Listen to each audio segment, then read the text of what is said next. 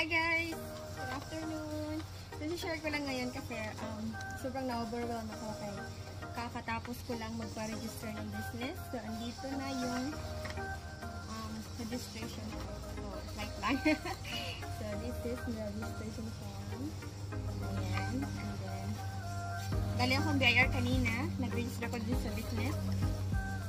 So, hindi na mangangamba na sabihin nila na baka maloko sila. Kasi this is the legit business na na-encounter ko. So, ngayon lang ako. Sobrang nakakatuwa lang. Sobrang nakaka-overwhelm lang. So, ito yung meron din ako ganito. So, registered business owner. So, kahit sa bahay ka lang, pwede kang kumita, pwede kang mag-business, manage mo yung business mo.